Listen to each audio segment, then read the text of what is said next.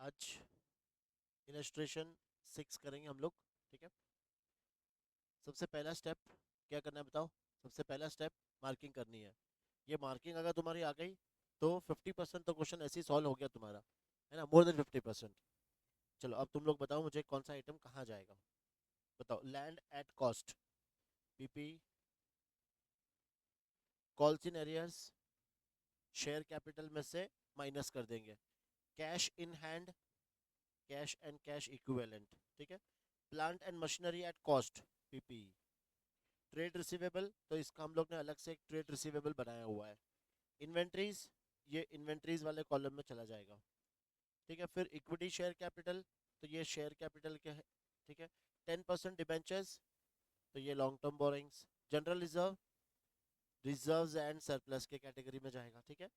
Profit and loss का ये balance है, मतलब ओपनिंग बैलेंस, तो ये भी reserves and surplus. Security premium, reserve surplus. फिर sales, revenue from operation, cash at bank, cash and cash equivalent. Adjusted purchase, तो ये अपना परचेज हो गया। Correct. Factory expenses, other expense, admin expense, selling और डिबेंचर इंटरेस्ट, फाइनेंस कॉस्ट। ठीक है। देखो इसमें डिबेंचर इंटरेस्ट का आ गया है तो अपने को निकालने की जरूरत नहीं। कल जो हमने क्वेश्चन किया था वहाँ डिबेंचर इंटरेस्ट नहीं दिया था, तो हिडन एडजस्टमेंट था। ट्रेड पेबल, ये अलग से ट्रेड पेबल की कैटेगरी में चला जाएगा।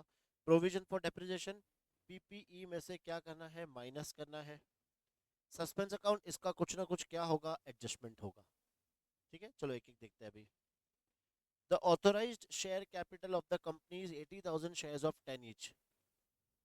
क्या है बताओ ये। डिस्क्लोजर, ये कहाँ लिखेंगे अपन, शेयर कैपिटल का जो नोट्स टू अकाउंट्स बनाएंगे तो सबसे पहले तुम्हें क्या लिखना है, ऑथोराइज्ड कैपिटल। इसके बाद इशूड एंड सब्सक्राइब कैपिटल। ये बताओ, ये एडजस्टमेंट पहले भी आया, the company revalued the land eight 9,60,000।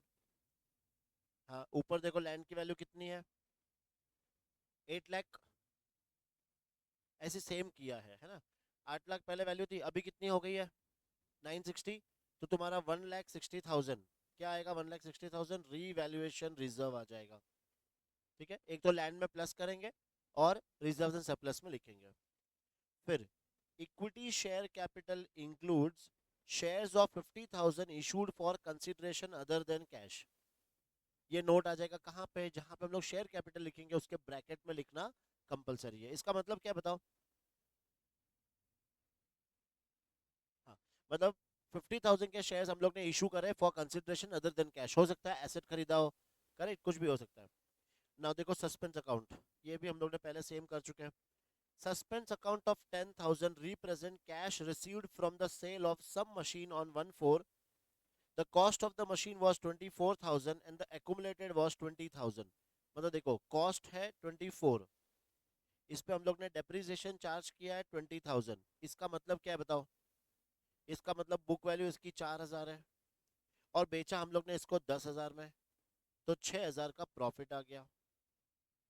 ठीक है। अब देखो ये कॉस्ट तो हम लोग क्या करेंगे, मशीन में से माइनस कर देंगे। ये डेप्रिसिएशन तो प्रोविजन फॉर डेप्रिसिएशन से माइनस कर देंगे।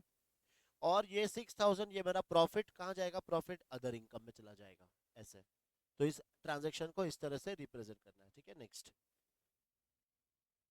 फिर डेप्रिसिएशन, अच्छा एक लाइन और दिया, the balance of plant and machinery given in the trial balance is before adjustment of the sale of machinery. मतलब ऊपर जो बैलेंस दिया है उसमें हम लोग ने ये एडजस्टमेंट सॉल्व नहीं किया है अभी तक। Depreciation is provided on plant and machinery at 10% on cost, ये तो अपने को पता है। पीपी प्लांट एंड मशीनरी में से माइनस करेंगे और डेप्रिसिएशन एंड प्रोविजन अलग से हेडिंग आ जाएगा। Now balance at bank include 5,000 from ABC limited, sorry 5,000 with ABC limited which is not A scheduled bank. हाँ देखो अब ये तूने फर्स्ट टाइम पढ़ रहा है कि जो मेरा बैंक बैलेंस है, ऊपर देखो मेरा बैंक बैलेंस कितना दिया था, ये रहा 28,000। इस 28,000 में से 5,000 मेरा ऐसे बैंक में पड़ा है जो शेड्यूल बैंक नहीं है। तो मुझे सिर्फ क्या करना होता है, प्रेजेंटेशन दिखाना है बस। Cash at bank, with schedule bank and with non schedule bank, बस इतना सा खाली मुझे क्या करना है, प्रेजेंटेशन बनाना है। ठीक है। Make provision for income tax at 30%।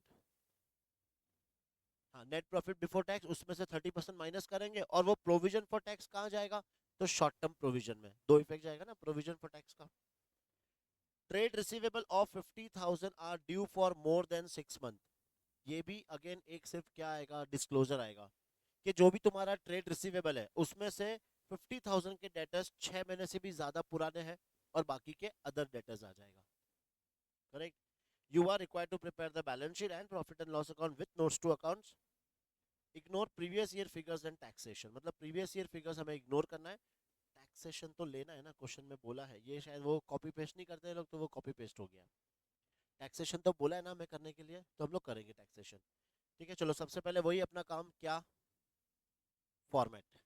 Format balance sheet का फॉर्मेट, पीएनएल का फॉर्मेट और नोट्स टू अकाउंट, ये सब हम लोग रेडी करते हैं 10 मिनट में। ठीक है,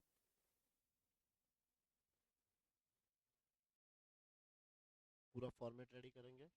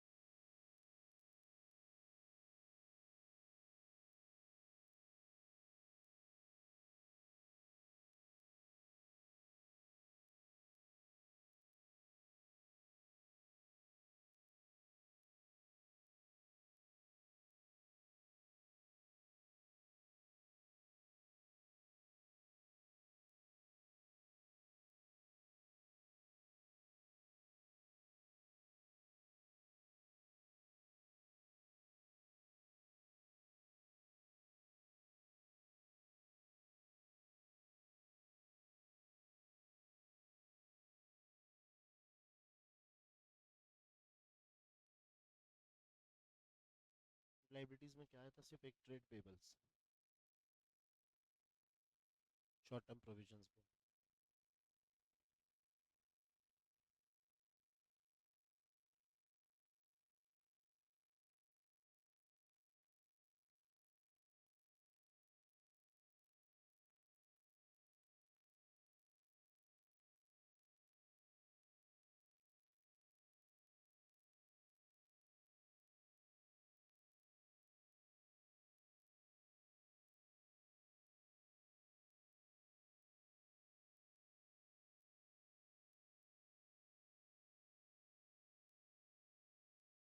गुडविल वगैरह कुछ नहीं था इसमें।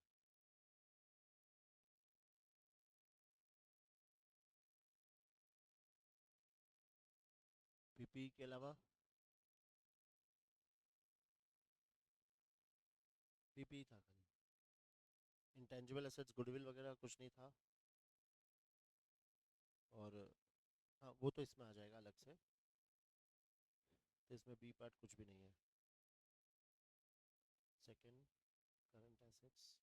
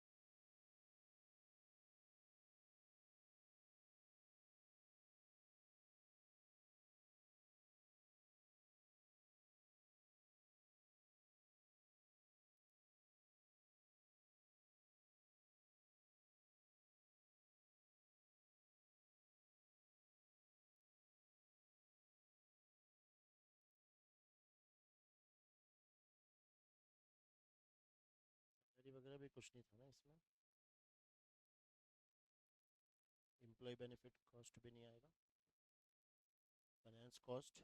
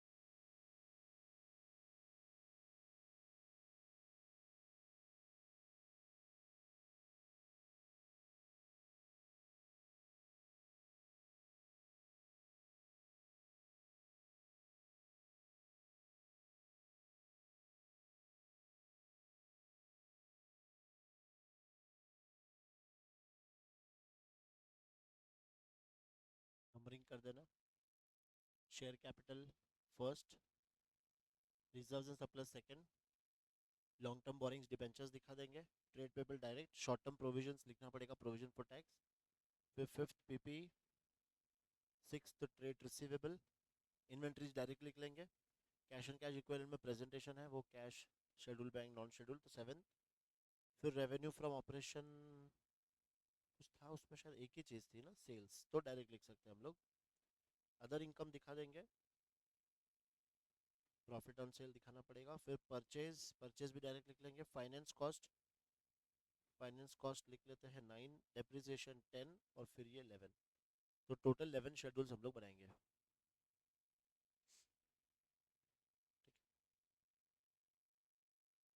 ठीक है, चलो एक दो, फिर तीसरा,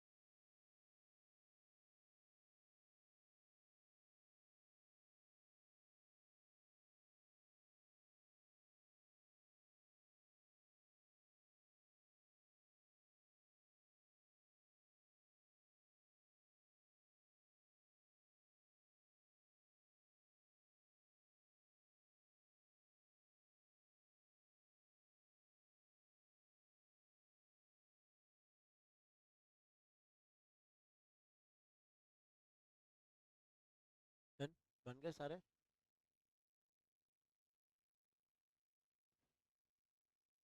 देख लो स्टार्टिंग से, जिसका नहीं बना है फटाफट से लिख लो पहले balance sheet.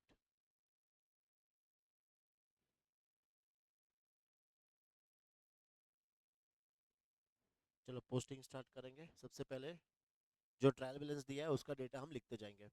Land at cost, PP में लिखना है 800। अब तुम्हें याद है ये फिगर्स कहाँ लिखना है? अंदर वाले कॉलम में लिखना है। क्यों? क्योंकि इस पे एडजस्टमेंट है एक, ठीक है। तो लैंड एट कॉस्ट 800 लिखो।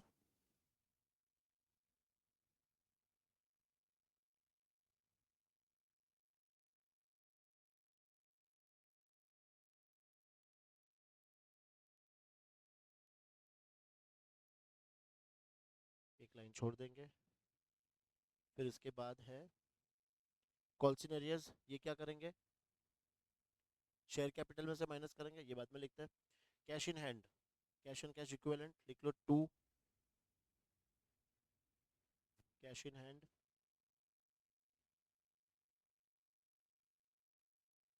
ये आ जाएगा 2। फिर कैश इन हैंड के बाद है plant and machinery at cost, ये पीपीई में लिख लेंगे 824।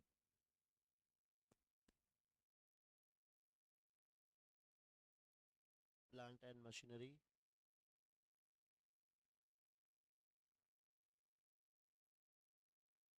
कितना था? 864, 8 सॉरी 824 है ना।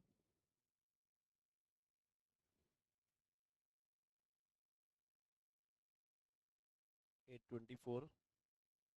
फिर इसके बाद है ट्रेड रिसीवेबल, ये डायरेक्ट लिख लेंगे 120।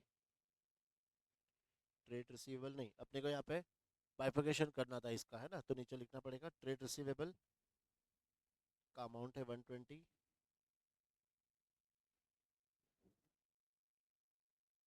पर इसमें कैसे दिखाना है बताओ? क्या लिखना था पहले? Outstanding for more than 6 month, और फिर अदर्स। ये दोनों का जो मिला के वो कितना आएगा? 120। ठीक है, वो बाद में लिख लेंगे जब आएगा तब।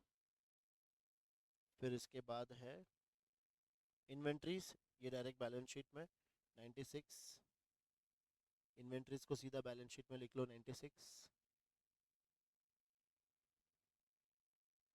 अब इसके बाद इधर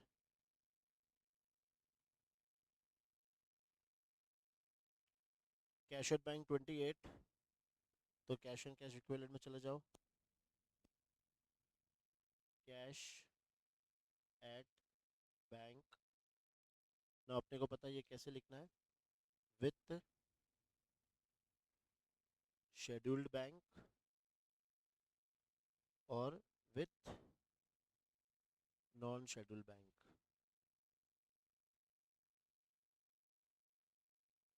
ये दोनों का जो टोटल आएगा वो हम लोग को पता है कितना आएगा, 28। करेक्ट, वो बाद में लिख लेंगे। फिर इसके बाद है एडजस्टेड परचेज 400, सीधा लिख दो परचेज डायरेक्टली, परचेज 400। परचेज के बाद है फैक्ट्री एक्सपेंसेस, सारे अदर एक्सपेंसेस में लिखेंगे फैक्ट्री और सेलिंग, फैक्ट्री एडमिन और सेलिंग।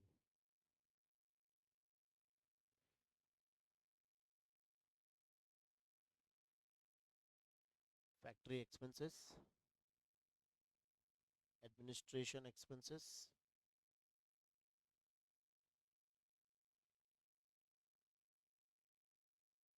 और तीसरा है सेलिंग एक्सपेंसेस। तीनों का अमाउंट चेक कर लो। 80 45 25, 80 45 25, तो 45 25 70, और ये टोटल आ जाएगा 150। करेक्ट, 150। इसके अलावा कुछ था नहीं ना शायद, तो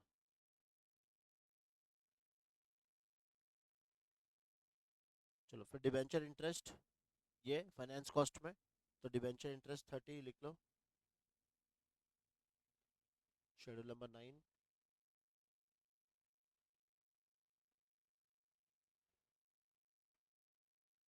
डिबेंचर इंटरेस्ट 30, डिबेंचर इंटरेस्ट 30। फिर आ जाएंगे हम लोग कहाँ पर, इक्विटी शेयर्स वाले शेड्यूल में।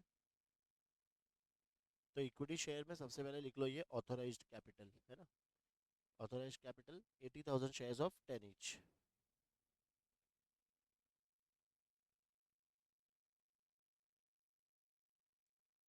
ऑथोराइज्ड कैपिटल अलाइन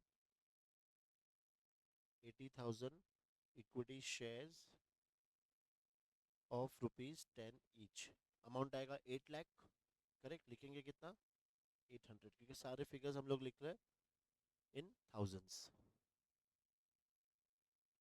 अब इसके बाद लिख लो इशूड एंड सब्सक्राइब्ड कैपिटल।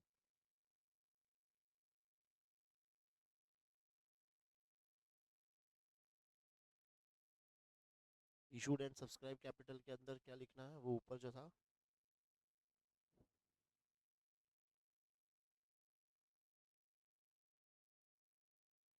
ठीक है, equity shares of ₹10 each, amount में 5 लाख। तो यहाँ पे कितना आ जाएगा, 50,000 equity shares of ₹10 each, 5 lakh. तो अपन यहाँ पे कितना लिखेंगे, 500। 500 को थोड़ा अंदर लिख देना, क्यों बताओ। हाँ, 500 में से अपने को क्या माइनस करना है, कॉल्सिन एरियर्स माइनस करना है। तो कर ही लेते हैं, ऊपर कॉल्सिन एरियर्स कितना है, 5, माइनस कर दो इधर से।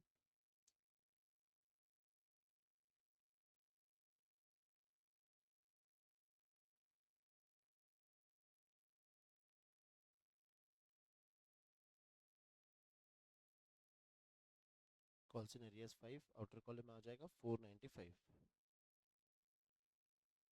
ठीक है, फिर 10% डिबेंचर्स, लॉन्ग टर्म बोरिंग्स लिख लो, 10% debentures,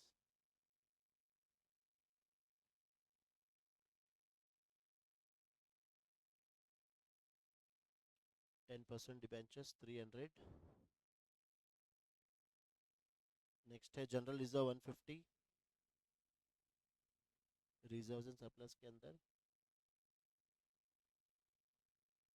general reserve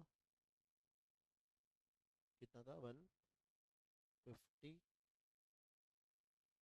general reserve 150। फिर प्रॉफिट एंड लॉस का ओपनिंग बैलेंस है ना, तो प्रॉफिट एंड लॉस में अपने को करंट ईयर का बैलेंस भी क्या करना है, प्लस करना है।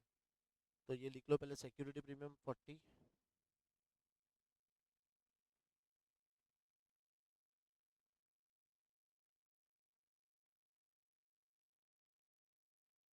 Security premium 40। फिर प्रॉफिट एंड लॉस अकाउंट, इसमें ओपनिंग बैलेंस ये था 75, और जो भी करंट ईयर का आएगा वो हम लोग इसमें प्लस कर देंगे। Sales 1200 directly, revenue from operation 1200, sales revenue from operation में। सेल्स के बाद trade payable 30 directly, balance sheet में 30। ट्रेड पेएबल के बाद प्रोविजन फॉर डेप्रिसिएशन कितना है, 150। प्रोविजन पीपीई में लाके लिखना है, पर इस पे याद है ना कुछ एडजस्टमेंट था पहले, और फिर इसमें से हम लोग माइनस करेंगे प्रोविजन फॉर डेप्रिसिएशन।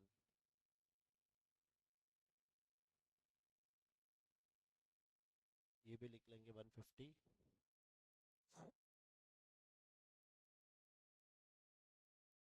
ठीक है, now next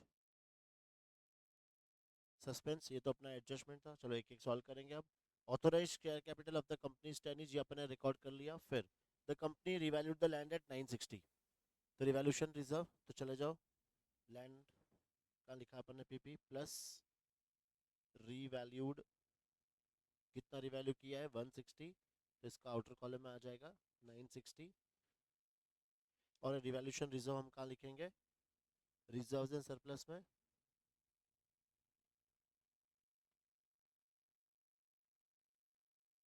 revaluation reserve 160, reserve and surplus के हेडिंग में। फिर the equity share capital includes 50,000 issued for consideration other than cash. देखो ₹50,000 है, तो अगर शेयर्स में कन्वर्ट करेंगे एक शेयर कितने का, 10 रुपए का, मतलब कितने शेयर्स इशू करे अपन ने, 5,000 शेयर्स। तो लिखना पड़ेगा अपने को वहां पे जाके शेड्यूल नंबर 1 के अंदर, देखो ब्रैकेट में यहाँ पे क्या लिखना है, out of about 5,000 equity shares of ₹10 each issued for consideration other than cash. Out of above 5,000 equity shares of 10 each issued for consideration other than cash. ठीक है, इसके बाद सस्पेंस अकाउंट को सॉल्व करेंगे। देखो सस्पेंस में अपन ने क्या बनाया था, 24,000 किस में से माइनस करना है, मशीन में से। तो एक एक माइनस करते जाओ। देखो तुम्हारा पीपी सबसे पहले इसमें से माइनस कर दो, सोल्ड 24, तो तुम्हारा प्लांट एंड मशीनरी बचेगा 800, करेक्ट। फिर देखो प्रोविजन में हम लोग क्या करते हैं, डायरेक्टली लिख लेंगे। तो प्रोविजन का फिगर थोड़ा सा मैं यहाँ पे माइनस रफ कर रहा हूँ। प्रोविजन में देखो 150 था, इसमें से कितना माइनस करना है अपने को, 20, करेक्ट। और फिर जो डेप्रिसिएशन आएगा वो इसमें प्लस कर देंगे।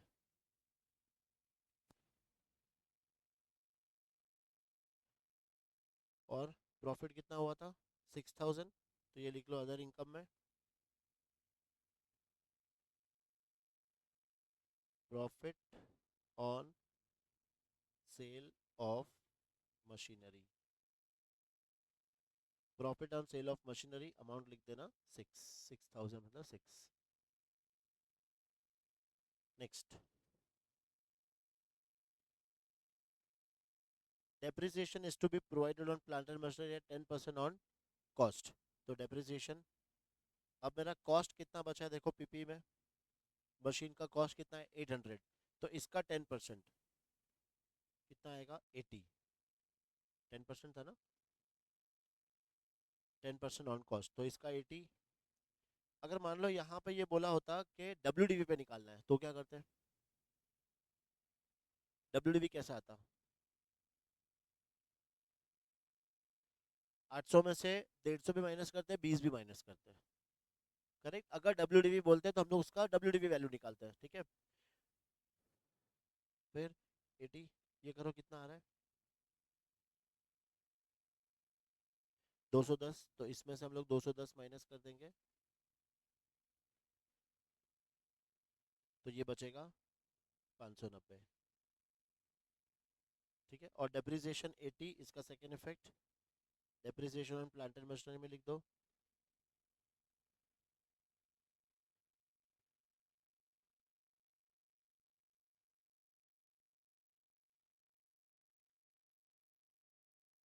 Depreciation on plant and machinery 80। Now depreciation के बाद बैलेंस एट बैंक 5,000 किसका था, नॉन शेड्यूल बैंक का, तो उसमें से अपने को अलग अलग करके लिखना है। देखो टोटल 28 है, तो नॉन शेड्यूल बैंक में है 5,000, इसका मतलब बाकी वाले में कितना है 23। बस ये सिर्फ तुम्हें प्रेजेंटेशन करना है और कुछ नहीं।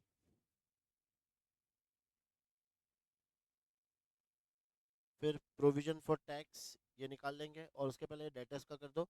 50,000 outstanding for more than 6 month है, तो डेटर्स हमने कितना लिखा है चेक करो, 120। इसमें से 50,000 है outstanding for more than 6 month, तो ये आ जाएगा 50, तो ये कितना आएगा 70। बस ये सिर्फ बाइफर्केशन करके तुम्हें दिखाना है। और अब एक ही एडजस्टमेंट बचा है, प्रोविजन फॉर टैक्स, जो मुझे कितना करना है 30% करना है। तो उसके लिए क्या करना पड़ेगा, सबसे पहले एक एक शेड्यूल को हमें क्लोज करना पड़ेगा। तो पहले प्रॉफिट एंड लॉस वाले शेड्यूल्स को क्लोज कर लेते हैं। अदर इनकम ये आ रहा है 6, तो लिखते जाओ अदर इनकम 6, ये टोटल आ गया 1206।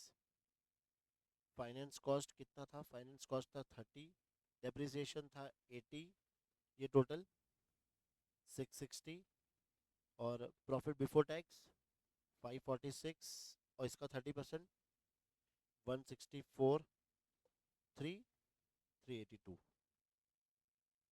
ठीक है, अब ये दो जगह पे लिखना है। एक तो प्रोविजन फॉर टैक्स, कहाँ लिखेंगे provision for tax? Short term provisions के अंदर।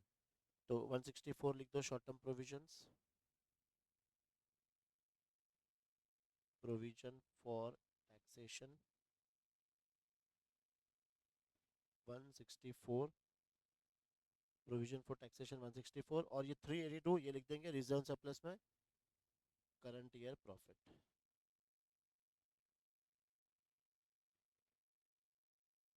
थ्री 82 ये टोटल 457। करेक्ट, चलो अब एक एक के टोटल करते जाएंगे फटाफट। शेयर कैपिटल 495, ये लिख दो ऊपर 495। रिजर्व एंड सरप्लस की टोटल 807, ये लिख दो ऊपर रिजर्व सरप्लस में 807। Long term borings I think मेरे ख्याल से 300, 300। Short term provisions 164, PP 1550, trade receivable 1 120 और कैश एंड कैश इक्विवेलेंट्स ये शायद टोटल करनी पड़ेगी है ना। कैश एंड कैश इक्विवेलेंट्स का आएगा 30। Balance sheet total 1796।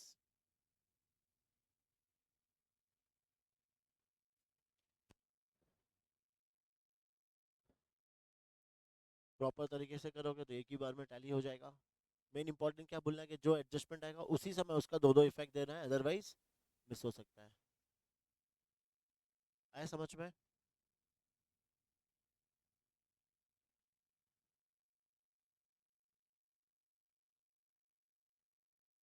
चले अगले क्वेश्चन की तरफ।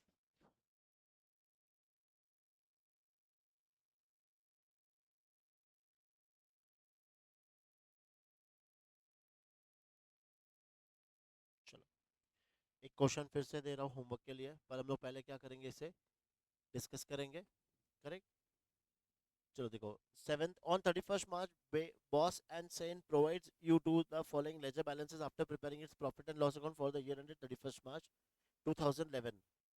बोलते जाओ तुम लोग। Equity share capital, share capital, general reserve, loan from state financial corporation, long term borings. Correct, लिखा भी यहाँ पे secured by hypothecation of plant and machinery repayable with in 1 year is 2 lakh. इसका मतलब क्या है?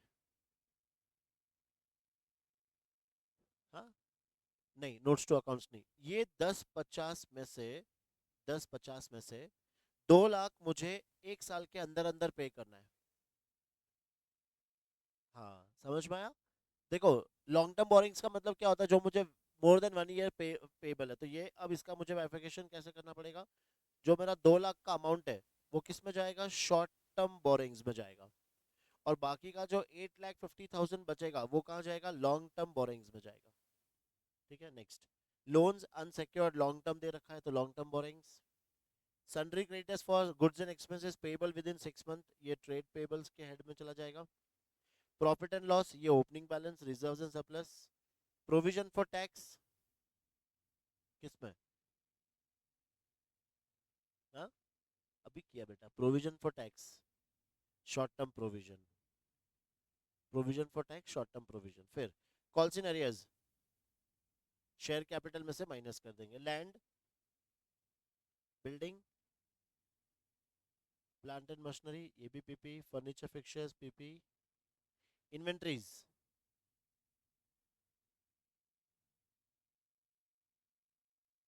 इन्वेंट्रीज किस में? ओपनिंग दिया है, क्लोजिंग, क्लोजिंग है।